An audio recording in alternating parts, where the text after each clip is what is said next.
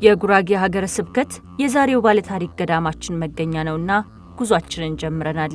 ከሰዓታት ጉዞ በኋላ የሀገረ ስብከቱ መንበረ ጵጵስና መቀመጫ ወልቂጤ ከተማ ደረስን። መዳረሻችን ግን በዚያ አልነበረምና አልፈን ገሰገስን። በመጨረሻም እጅግ በሚማርከው ደን መካከል ወደሚገኘው የዛሬው ትኩረታችን ወደ ሆነው ደብር ደረስን። በጉራጌ ሀገረ ስብከት ቻሃ ወረዳ ቤተ ክህነት የጉራ ደብረ ገነት ቅዱስ ሚካኤል ቤተ ክርስቲያን ደብሩ ስያሜውን እጅጉን ከሚያምረው አካባቢ ወስዷል።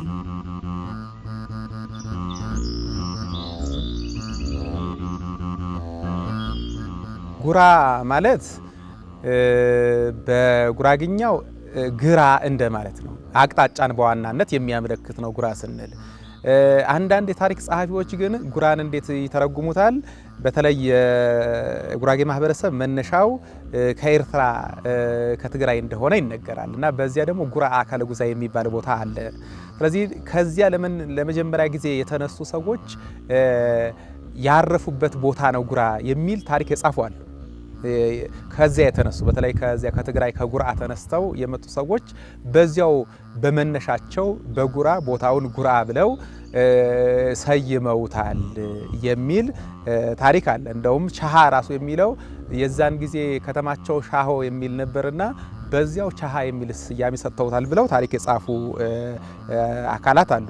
አንዳንድ የታሪክ ጸሐፊዎችና መነሻው ከዚያ ይመስላል። በሌላ ግን እንደ አቅጣጫም ደግሞ ግራ ማለት እንደው ወደ ግራ ወደ እንግዲህ በዋናነት ደቡባዊ አቅጣጫ ለማመልከት የምንጠቀመው ነው ጉራ ማለትና እንግዲህ ከመን ቤተ መንግስት ካለበት ወይም ደግሞ ከአዲስ አበባ በስተ ደቡብ አቅጣጫ ያለ አካባቢ ለመጠቆምም ይመስላል ጉራ የሚለው። ግን ዋናው ሊሆን የሚችለው ግን ከዚያ በመነሻቸው በጉራ አካለ ጉዛይ ምክንያት ጉራ ያሉት እንደሆነ ይሰማኛል። በእርግጥ ሌላ ዝርዝር ጥናት የሚፈልግ ነው ጉራ የሚለው። በዋናነት ግን አቅጣጫን እንደዚሁም ደግሞ መነሻቸውን ለማሳየት ነው። በእርግጥ የጉራጌ ማህበረሰብ ከትግራይ ብቻ የመጣ አይደለም።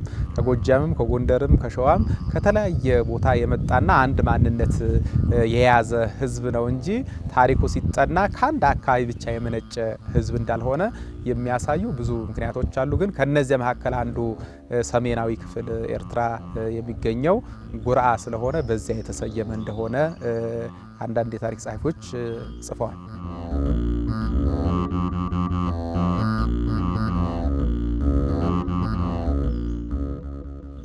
አስቀድሞ ስፍራው በደን ተሞልቶ የነበረ ቢሆንም ብዙዎች አባቶች ግን በህልማቸው ያዩትን ሲናገሩ እኛ ካለፍን በኋላ ምዕመናን የሚሰባሰቡባት ቤተክርስቲያን ይሰራበታል እያሉ ተደምጠዋል። ብዙዎች በተደጋጋሚ እንዲህ ይሆናል ቢሉም ያመናቸው አልነበረም። ቤተክርስቲያኑ በስፍራው ለመተከል እጅግ ረጅም ጊዜ ወስዷል። በመጨረሻም ጉዳዩን የሚያፋጥኑት ምክንያቶች በመብዛታቸው ህልማቸው የሚተገበርበት ቀን ደረሰ። የ1950ዎቹ ዓመተ ምህረት መጀመሪያ የአካባቢውንና የነዋሪውን ብስራት ይዞ ተጀመረ።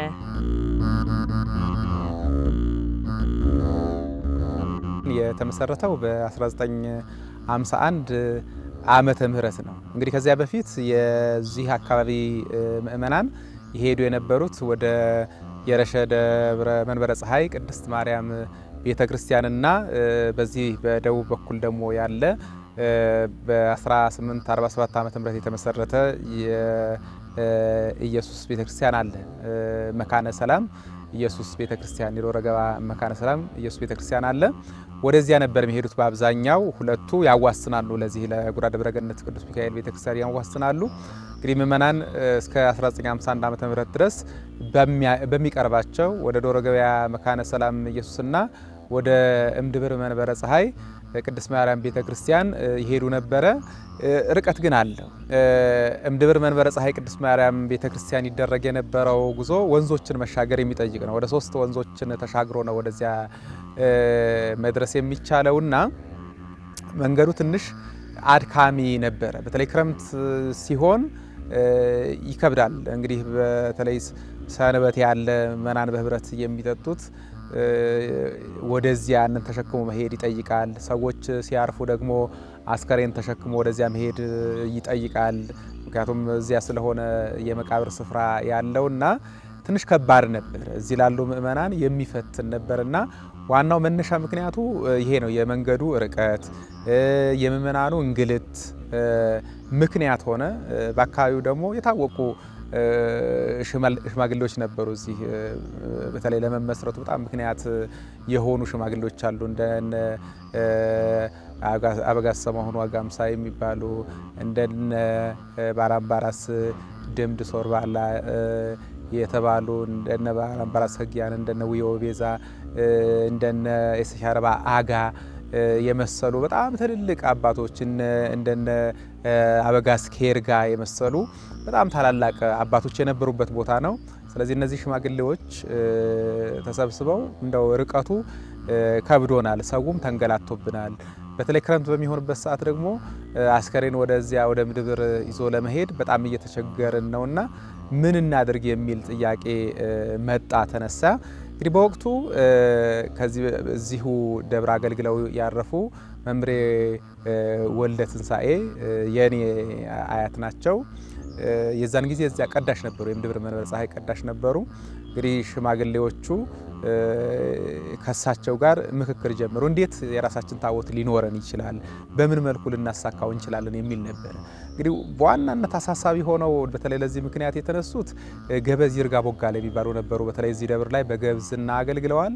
ከዚያም በኋላ ወደ ጉራ ደብረ ኃይል ቅዱስ ገብርኤል ቤተክርስቲያን ሄደው እዚያም እንደዚሁ በግብዝና ያገለገሉ በጣም የታወቁ ናቸው። በተለይ ለዚህ ለጉራ ሕዝብ በጣም ትልቅ ስራ ስለሰሩ የጉረንዝር ይባላሉ። ማለት ነው እንደው የጉራ ስም ናቸው። ወይም እንደው የጉራ እንግዲህ እንዝር ማለት በጉራግኛ ጆሮ እንደማለት ነው። እንግዲህ ከስም ጋር ይገናኛልና የዚህ የጉራ ሕዝብ እንደው ውበቱ ስሙ ናቸው የሚል ስያሜ በአካባቢው የተሰጣቸው ሰው ናቸው። እንግዲህ የመጀመሪያው አሳሳቢ እሳቸው ናቸው። ይሄ ተቋም ሲደራጅ በኃይለ ሥላሴ ዘመነ መንግስት ነው። አባቴ ባላባት ነበሩ። ይሄ አጠቃላይ ይሄ ጭምር ወዲያ ማዶ ጭምር በቡታጅራ ግብረጠን ተብሎ ለአንድ ሴት ይሰጣታል። ግብረጠን ማለት ግብር ያልተከፈለበት መንግስት የወሰደው ማለት ነው። በዛን ሰዓት አባቴ ምላሽ ሰጡ። ቤተክርስቲያን ለማቋቋም ፈልገው ይሄ አይቻልም፣ የሀገር ሰረጌ ነው የሚል መልስ ደብዳቤ ጽፈው ሰጡ። ከዛ በኋላ ያው ቅድም ጸጋ እንደተናገሩት ማዕት ሽማግሌዎች አሰባሰቡ። እነ ባላምባራስ ሰጊያነ፣ አባቴ ባላምባራስ ድምድ፣ ሰማሁን ዋጋምሳ፣ አበጋዝ ኬርጋ፣ ውዮ ቤዛ ትላልቅ የነበሩ ጭቃ ሾሞችና ሽማግሌዎች ሰበሰቡ። ከዛ በኋላ የቤተ ክርስቲያን ጥንስሱ ተጀመረ። በዚህ አካባቢ ሜዳ ነበረ፣ እንጨት አልነበረም። አንድ 10 ኪሎ ሜትር ጉራ ገብርኤል የሚባል ቤተ ክርስቲያን አለ። ባላባትነቱም ያው የሳቸው ስለነበረ እዛ ደን ነው፣ ትልቅ ደን አለ። ትላልቅ ጽድ ተቆርጦ ዝግባ ተቆርጦ እንጨት መጓዝ ተጀመረ። በ1952 ዓመተ ምህረት የተጠንስሶ መቃኖ ተሰርቶ ቤተ ክርስቲያኑ የተቋቋመው በ1953 ዓመተ ምህረት። ከዛ ጊዜ ጀምሮ በባላባትነት ጭቃ ሹም የታገዘ ለቄሶች ደሞዝ ያው ከህዝብ ከመመናን ወጪ እየተደረገ እየተከፈለ የወረዳው የሸዋ ወረዳ ማርያም ቤተክርስቲያን የሚባል አለ። ፈረዚየ ወረዳ አስተዳደር የነበሩት ቀኛማች ተሰማ መርጋ የሚባሉ ነበር። ቄሶች ከዛ ለመጠየቅ ሲፈልጉ አይቻልም ሲሏቸው፣ መንገዱም ገጠር ነው ይሄ፣ ቄሶቹ ለመኖሪያ ቦታ እንሰጣቸዋለን፣ ለዲያቆንም ለቄስም የወደሮ ገሚስ መሬት፣ ከዛ በኋላ ደሞዝም ይከፈላቸዋል። ግን አጥንቱ የሚካኤል ነው መሬቱ፣ እስካላችሁ ድረስ ትገለገላላችሁ፣ በቅስና ወይም በዲያቆንነት ካገለገላችሁ እድሜ ልክ ትሰራላችሁ በሚል በዛ ደረጃ ሲያሰሯቸው ከቆዩ በኋላ ከአገሬው ህዝብ ጋር መጨረሻ ያው ለውጥ መጣ። በባላባት ስርዓት ከቀረ በኋላ ምእመናን የአካባቢ ህዝብ ያስተዳድረው ነው ማለት ነው። የሚመጣበት መፍትሄ የዛኔ ቀላል አልነበረም። በአንድ ጊዜ አስፈቅዶ ታቦት ማስገባት እጅግ በጣም ይከብዳል የዛኔና እንዴት በምስጢር ታቦቱ መግባት ይችላል የሚል ነበረ እንግዲህ ውይይቱ የነበረው። እንግዲያውስ ትንሽ መቃኞ ይሰራ፣ እናንተ በአንድ ቀን ሊያልቅ የሚችል ሰው ሳይሰማው በአንድ ቀን ሊያልቅ የሚችል መቃኞ ስሩ፣ ታቦቱ ደግሞ እኔ ያስመጣለሁ የሚል ቃል ገቡላቸው። እንግዲህ እለቱን መቃኞ ሲሰራ በሳር ክዳን ነው እንግዲህ መቃኞ የተሰራው። እሳቸው ደግሞ ገበዝ ይርጋ ቦጋለን አስከትለው ምሁር ሄዱ እና በምሁር ወረዳ ቤተ ክህነት ግብጽ ሚካኤል የሚባል አለ። በጉራግኛው የገብጥ ይሉታል። ግብጽ ማለት ያው ግብጽ ነው። እዚያ ቦታ ላይ ባደራ የተቀመጠ የሚካኤል ታቦት ነበረ እና ቦታው ለማጽናት ወደፊት ተፈቅዶ ህጋዊ ታቦት እስኪመጣ ድረስ ቦታው ለማጽናት በሚል ያንን ታቦት እለቱን በማታ ሄደው አስፈቅደው ከዚያው አባ ተስፉ የሚባሉ ደግሞ አንድ ቆሞስ ነበሩ። እሳቸውን አስከትለው ይዘው በማግስቱ ታቦቱ እዚህ ደረሰ። እለቱ በአንድ ቀን በተሰራ ጎጆ ላይ እንግዲህ በ51 ዓመተ ምህረት በዚያ መቃኞ የጉራ ደብረገነት ቅዱስ ሚካኤል ቤተክርስቲያን ተመስርቷል ማለት ነው። የኢትዮጵያ ኦርቶዶክስ ተዋሕዶ ቤተክርስቲያን የመጀመሪያውን የራሷን ፓትርያርክ የሾመችበት 1951 ዓ.ም ለዚህ አካባቢ ማህበረሰብ ደግሞ አገልግሎትን በቅርቡ የሚያገኝበትን ከእንግልት የዳነበትን የመጀመሪያውን ቤተክርስቲያን አስገኘ። ዕለቱን በተሰራው መቃኞ የተጀመረው አገልግሎት ቀጥሎ ክብ ቤተክርስቲያን ተሰርቶ በርካታ ቁጥር ያላቸው ምዕመናን ከአገልግሎቱ ተሳታፊ እንዲሆኑ አስቻለ።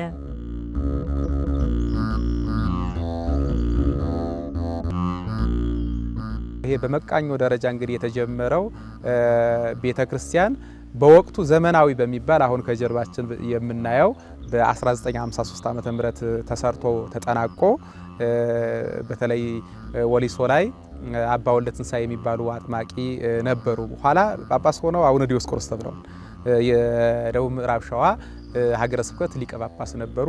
እሳቸው ነው ለመጀመሪያ ጊዜ ባርከው ደብረገነትም ያሉት የዛኔ ነው። እንግዲህ ይሄ ከጀርባችን የምናየው በ1951 ዓመተ ምህረት በ1953 ዓመተ ምህረት ተሰርቶ የተመረቀ ነው። እንጨቱም ሲመጣ ከዚህ በጣም ወደ 1 ሰዓት ያህል የሚርቅ አውራያ የሚባል ትልቅ ደን አለ።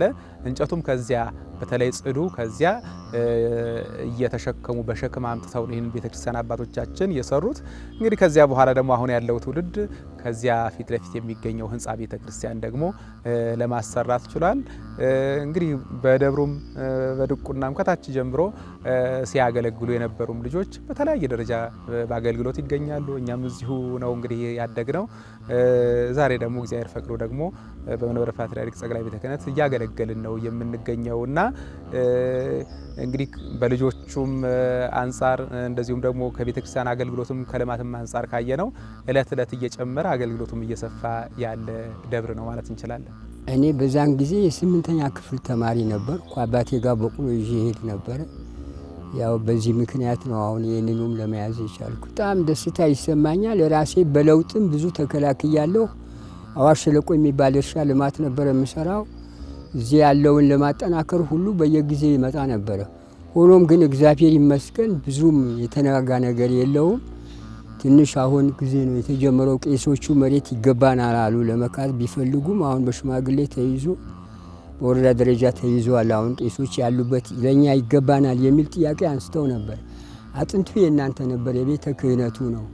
ከህዝብም ደግሞ የቀረው በዛን ጊዜ ገንዘብ ተሰጥቶት ይሄ መሬት የኔ ነው የሚል እንዳይነሳ የዝግባና የጥድ ጉቶ ይሁን፣ ጥቁር ውሻ ይውለድ፣ ከቻፈር ይውጣ የሚል መሐላ ተቀምጦበት የተቀመጠ ነው በሚል አሁንም የተከራከርናቸው ናቸው። ይህም ቤተክርስቲያን ሲሰራ በህንፃውም ያው ባለን በደሞዝ አቅማችን ባለን አቅም አስተዋጽኦ አድርገናል። አሁንም እያደረግን ነው እና በጣም የሚያስደስት ነው። ሃይማኖት ማለት የሰላም በር ማለት ነው። ስለዚህ በዛ እኔ በጣም ደስ የሚለኝ ነው የሚሰማኝ፣ ደስታ ይሰማኛል። በርካታ ሽማግሌዎች የሚፈሩ የሀገር ሽማግሌዎች የነበሩበት ዘመን ስለሆነ ይሄ ቤተክርስቲያን እንዳለ አቅጣጫው በጣም ሰፊ የሆነ ይዞታ ነው ያለው። ያንን ይዞታ ተስማምተው በእርግማን አጽንተው የነካ ቢኖር ደግሞ ረግመው ቦታው አጽንተውታል። እርግማን በተለይ በጉራጌ ማህበረሰብ በጣም ይፈራል። ለዚያም በጣም ክብር አለው ማህበረሰቡና የሽማግሌዎች ረግመዋል ከተባለ ያንን የሚተላለፍ የለምና ቦታውን አቅጣጫውን ራሱ በሰሜን በምዕራብ በምስራቅ አዋሳኙን ነግረው ስለዚህ ከዚህ በመለስ የቤተ ክርስቲያን ነው፣ ስለዚህ ከዚህ አልፎ የመጣ ቢኖር ብለው ርግማን አለ እንደ ባህሉ ይሄ የጽድ ጉቶ እንግዲህ አያበቅልም አይደል እንደ ባህር ዛፍ አያበቅልምና እንደዛ ይሁን ዘር አይኑረው የሚሉ ትንሽ ርግማኖቹ ከበድ ያሉ ናቸው። ጥቁር ውሻ ይውለድ የሚል አይነት ርግማን ያለበት ነውና በጣም በርግማን አጽንተው ቦታውን አስከብረውት ኖረዋል። በተለይ በዛ ጊዜ ያው የንጉሠ ነገስቱ ዘመንም ለቤተ ክርስቲያን ያደላ ዘመን ስለሆነ ይዞታውም ሳይደፈር ሳይነካም ተከብሮ ቆይቷል። በደርግ ዘመነ መንግስት እንግዲህ የቤተ ክርስቲያን በዋናነት የገጠመው ፈተና ይዞታን የመቀራመት የዛን ጊዜ እንግዲህ መሬት ለአራሹ የታወጀበት ዘመን ስለነበረ በዚያ ዘመን መሬቱን የማከፋፈል ጥንትም ደግሞ መሬታችን ለቤተ ክርስቲያን ሰጥተናል ያሉ ሰዎች መልሶ ደግሞ መሬት ለመያዝ የመሞከር መንግስትም ደግሞ የሚያሰፍራቸው ደግሞ አንዳንድ ሰዎች ቦታ የሚሰጣቸውም ሰዎች እዚህ ላይ ቦታ የመያዝ ነገር በዚያ ነበር። ግን ያ ጸንቶ የቆየ ግን አይደለም። በተለይ በኢህአዴግ ዘመነ መንግስት የደርግ ስርዓት ሲወድቅ ያ ዘመን ሲያልፍ እንደገና የቤተ ክርስቲያኑ ይዞታ እንዲጸና ሽማግሌዎች ተሰብስበው ጥንት አባቶቻችን ለቤተ ክርስቲያን የወሰኑት ድንበር እስከ የት ነበር የሚለው ነገር የሀገር የተውጣጡ የሀገር ሽማግሌዎች ዞረው ቦታውን ካዩ በኋላ የቀደመው እርግማን እንደነበረ ይጽና፣ ይሄ መሬት አይነካ ብለው ቦታውን አጽንተውታል። የቤተ ክርስቲያን ከተቋቋመ ጊዜ ጀምሮ ብዙ ዲያቆናት ብዙ ቄሶች አፍርተዋል። አሁንም ቀሲስ ጸጋ እዚሁ ተወልዶ እዚሁ ተምሮ ነው። እንደሱ አይነትም ልጆች ብዙ አሉ። ስለዚህ ይሄ ቀላል ጸጋ አይደለም። እግዚአብሔር የበለጠ ያስፋልን ከማለት ውጭ ምንም ምለው ነገር የለም። የቀድሞውን ታሪክ የምትመሰክረው ቤተክርስቲያን ከነ ታሪኳ በቀኝ በኩል ስትገኝ በግራ በኩል ደግሞ የአባቶቻቸው ልጆች አሻራ ብዙዎች ያለ መጣበብ የቅዳሴውን አገልግሎት የሚሳተፉበት አዲስ ህንጻ ቤተክርስቲያን ተሰርቷል። ይህን ደብር እንቃኝ ዘንድ ምክንያት የሆነን ተንሳኤ አብያተ ክርስቲያናት ዘቻ የተሰኘው የአንድነት ማህበር ያሰናዳው መንፈሳዊ ጉዞ ነበርና ይበልብለናል።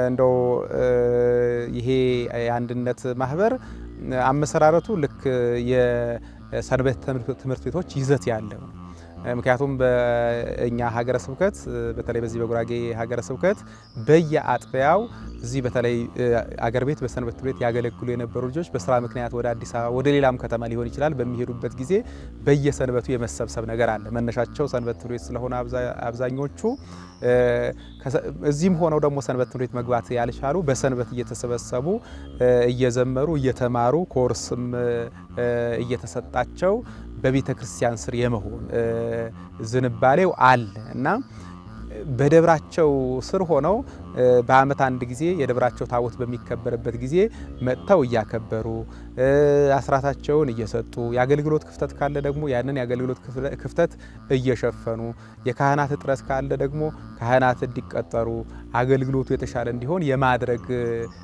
እንደው ባህል እስኪሆን ድረስ በሁሉም አጥቢያዎች ያለ እንዲህ አይነት ማህበር አለ። በአጥቢያው ስር ነው እንግዲህ አጥቢያው ልጅ በአዲስ አበባም ሲሄድ ሌላም ከተማ ሲሄድ በጋራ ይሰበሰባል። አጥቢያውን መሰረት አድርጎ የተወለደበትን አካባቢና ታቦት መሰረት አድርጎ ነው የሚሰበሰበው።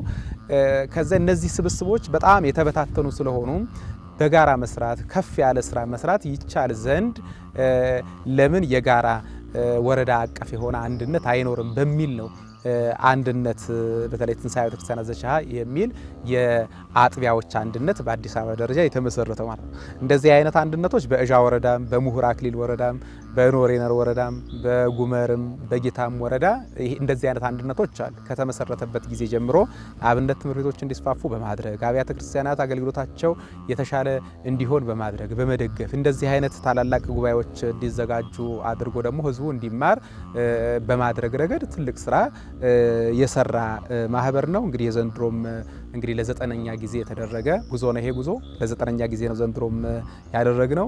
እንግዲህ ከተነሳንበት ጊዜ ጀምሮ እስካሁን ባለው ስናይ እለት እለት ለውጥ እየመጣ ምእመናንም በየጊዜው በህይወታቸው እየተቀየሩ እንግዲህ ምናልባት ጠዋት አይታችሁት ከሆነ እዚህ አጥቢያ የነበሩ በርካታ ምእመናን ሲቆርቡ በርካታ እንግዲህ እናቶች አባቶች በሰልፍ ለረጅም ሰዓት እንግዲህ ብዙ ቦታ የተለመደው ህፃናት ነው ሲቆርቡ የሚታየው።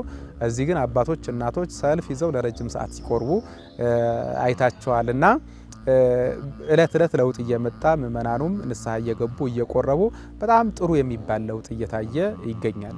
በፊት በተለይ በፕሮቴስታንቱ የመሳብ የመወሰድ ከእውቀት ማነስ የተነሳ አንዳንድ ወደዚያ የመሄድ ነገሮች ነበሩ። አሁን ላይ ግን ስናይ የሚመጣ እንጂ የሚሄድ ብዙም የለም አሁን ሰዓት ላይ እና የሚሄደው ቆሟል እስኪባል ድረስ ከዚያ ሌሎች እንደውም ባለማወቅ የሄዱት እየተመለሱ ይገኛሉና ይሄ ስራ እንደ ትንሳኤ አብያተ ክርስቲያናት ዘቻ ያሉ አንድነቶች በየአጥቢያውም የተቋቋሙ አንድነቶች በሰሩት ስራ እዚህም ያለው ሰንበት ትምህርት ቤት በተለይ በአጥቢያ ደረጃ ያሉ ሰንበት ትምህርት ቤቶች ካህናት እንደዚሁም ደግሞ የሰበካ ጉባኤ አባላት በሰሯቸው ስራዎች የመጣ እንጂ ዝም ብሎ የመጣ አይደለምና ትንሳኤም ትልቅ አስተዋጽኦ በተለይ ምእመናን ወንጌል እንዲማሩና በህይወታቸው ለውጥ እንዲያመጡ ከማድረግ አንጻር ትልቅ ስራ እየሰራ ማህበር ነው ማለት ይቻላል።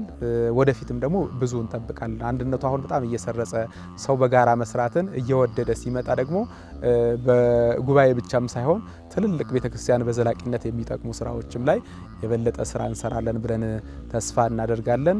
ወደፊት የተሻለ እንደምንሰራ ነው ተስፋ የምናደርገው። ትንሳኤም የተሻለ እንደሚሰራ ተስፋ እናደርጋለን። አሁን ባለው ደረጃ ቢሆን በጣም ጥሩ ስራ እየሰራ ያለ አንድነት ነው ማለት ይቻላል።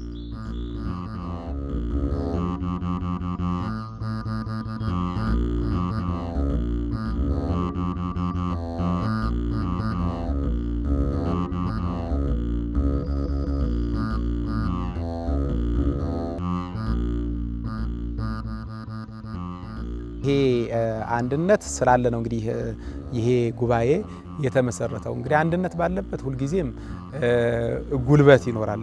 አሁን እንግዲህ እኛ ጉልበት የምንለው መንፈሳዊ ኃይል መንፈሳዊ ጉልበት ለማግኘት የመንፈሳዊያን ስብስብ በጣም አስፈላጊ ነው። እንግዲህ የተሰበሰብነው ለሌላ ዓላማ አይደለም። አንድ ሆነን የምንሰራው ለቤተክርስቲያን አገልግሎት ነው። የቤተክርስቲያን አገልግሎት የተሻለ እንዲሆን እንደዚሁም ደግሞ ገዳማት እንዲስፋፉ የአብነት ትምህርት ቤቶች እንዲስፋፉ ነው ስራ እየተሰራ ያለውና በጋራ መስራት እጅግ በጣም አስፈላጊ ነው። በአንድነት መስራት እጅግ በጣም አስፈላጊ ነው። ተነጣጥሎ መስራት ይቻላል። በተናጠልም ደግሞ ተሰርቶ ጥሩ ስራዎች የተሰሩ አሉ። በአጥቢያ ደረጃ ምእመናን በግላቸው በአጥቢያቸው ደረጃ ለምን ስራ እንሰራም ብለው ጥሩ ስራ የሰሩ አጥቢያዎች አሉ። እዚህም ደብረገነትም ላይ ቢባል በተለይ በልማት የሚጠቅሙ ስራዎች ይሰራሉ። ይሄ ህንጻ ቤተክርስቲያን ተሰርቷል። በዚያ በኩል የተሰራው እንግዳ ማረፊያውም ሌላውም በተለይ እዚህ አጥቢያ ላይ የሚሰራው ልማት በሌሎች አድባራቶች በተመሳሳይ ሁኔታ እየተሰራ የሚገኝ ነው እና በአጥቢያ ደረጃ የሚሰሩ ስራዎች ቀላል ናቸው እያልኩኝ አይደለም። ግን ደግሞ ወደ አንድነት ሲመጣ በህብረት ሲሰራ ግን የተሻለ መስራት ይቻላል። የተሻለ ውጤታማ መሆን ይቻላል። ደግሞ ከፍ ያለም ነገር ማሰብ ይቻላልና በተለይ አንድነት ላይ በጣም መስራት ያስፈልጋል እና ትንሳኤ አብያተ ክርስቲያናትም የነዚህ የአጥቢያዎችን አንድነት ይዞ የበለጠ ስራ መስራት ይጠበቅበታል። በዚያው ልክ ነው አሁንም አቅዶ እየሰራ ያለውና የበለጠ ከሱ እንደሚጠበቅ መረዳት፣ ሁላችንም ደግሞ ይህንን አንድነት መደገፍ፣ በተናጠል ከምንሰራው ስራ ይልቅ በጋራ የምንሰራው ስራ የበለጠ ውጤታማ የሚያደርግንና ቤተክርስቲያንን የሚጠቅም እንደሆነ በመረዳት በጋራ መስራትን ባህል ማድረግ፣ በአንድነት መስራት የተሻለ ውጤት እንደሚያመጣ ማመን ያስፈልጋል። እንዲህ ከሆነ የተሻለ ነገር ለቤተ ክርስቲያናችን መስራት እንችላለን። እንግዲህ አሁን ይህን ስናስብ በቃ እንደ አንድ ቻሃ ወረዳ ቤተ ክህነት ማሰብ አለብንም እያለን አይደለም። ሁሉም ቦታ ለምሳሌ በአጥቢያ ብቻ ይሰራ የነበረው ወረዳ አቀፍ ስራ መስራት የሚችል ከሆነ በሌላም ወረዳ ያለው ወረዳዎች ደግሞ የበለጠ ደግሞ ወደ ሀገረ ስብከታዊ አንድነት ደግሞ የሚሄዱ ከሆነ የሀገረ ስብከት አንድነቶች ደግሞ የቤተ ክርስቲያን አጠቃላይ የኢትዮጵያ ኦርቶዶክስ ተዋሕዶ ቤተ ክርስቲያን አንድነትን ይፈጥራሉና ድምሩ ቤተ ክርስቲያንን የሚጠቅም ነው የሚሆን። መቼም ሁሉም ቦታ ላይ አንድ ሰው ሊሰራ አይችልም፣ ወይም አንድ ማህበርም ሁሉም ቦታ ላይ ስራ ሊሰራ አይችልም። ግን ሁሉ ቦታ ተመሳሳይ ስራ ከተሰራ ግን ድምሩ ውጤቱ የኢትዮጵያ ኦርቶዶክስ ተዋሕዶ ቤተክርስቲያንን የሚጠቅም ይሆናል ማለት ነው። አሁን እንደ ጉራጌ ሀገረ ስብከት የወረዳዎች አንድነት ብቻ አይደለም ያለው፣ አጠቃላይ ደግሞ ወረዳዎችን ያቀፈ ደግሞ በአዲስ አበባ ደረጃ ያለ የጉራጌ ሀገረ ስብከት የሰንበት ትምህርት ቤቶችና የማህበራት አንድነት ደግሞ የሚባል አለ። ይሄ ሁሉም በተለይ በጉራጌ ሀገረ ስብከት ስር ባሉ ወረዳዎች የሚሰሩ አንድነቶችን ያቀፈ ነው ማለት ነው። ስለዚህ ያ እንደ አጠቃላይ እንደ ጉራጌ ሀገረ ስብከት ይሰራል። ሌሎች አህጉረ ስብከቶችም እንደዚሁ ያግዛል። በሁሉም አህጉረ ስብከት ተመሳሳይ ስራ ቢሰራ ማለት ሲደመር የኢትዮጵያ ኦርቶዶክስ ተዋሕዶ ቤተክርስቲያን ተጠቃሚ ትሆናለች ማለት ነውና የምንሰራው ስራ ከደብር የዘለለ ከወረዳም ከፍ ያለ ከሀገረ ስብከቱም ከፍ ብሎ በሀገር ደረጃ ከፍ ሲልም ደግሞ እንደ ዓለም ምክንያቱም ቤተክርስቲያን አንዲት ስለሆነች ቤተክርስቲያን እንዲከፍለን ያው የአገልግሎት ቦታችን ሊሆን ይችላል እንጂ የተወሰነው ቤተክርስቲያን አንዲት ናትና ለሁሉ ቤተክርስቲያን በኩል ማሰብ ሁሉ ቤተክርስቲያን የኔ ነው ብሎ ማሰብ እጅግ ያስፈልጋል። የትንሣኤ ቤተክርስቲያናት ዘቻ አንድነትን መርሁም ይሄ ነው። የሀገረ ስብከቱም አንድነት በዚሁ አግባብ ነው። እንደ ሀገረ ስብከት ይሰራል፣ ከፍ ሲል ደግሞ እንደ አጠቃላይ እንደ ኢትዮጵያ ቤተክርስቲያን የሚሰራ አንድነት ነውና በአንድነት ሰርተን ከቤተክርስቲያናችን የሚጠበቅብን ቤተክርስቲያን ከኛ የምትጠበቀውን አገልግሎት ልንፈጽም ይገባል። ዘመኑ ብዙ ፈተና ያለበት ዘመን ነው። በዚህ ፈተና በበዛበት ዘመን ቤተክርስቲያን እንደ አጥቢያ ኮከብ አብርታ ከትውልድ ወደ ትውልድ እንድትሸጋገር ከኛ ብዙ አገልግሎት ይጠበቃልና በደብር ሳንወሰን በወረዳም ሳንወሰን እንደ አጠቃላይ እንደ ቤተክርስቲያን እንደ አንዲት ቤተክርስቲያን አስበን መስራት ይጠበቅብናል ማለት እወዳለሁ።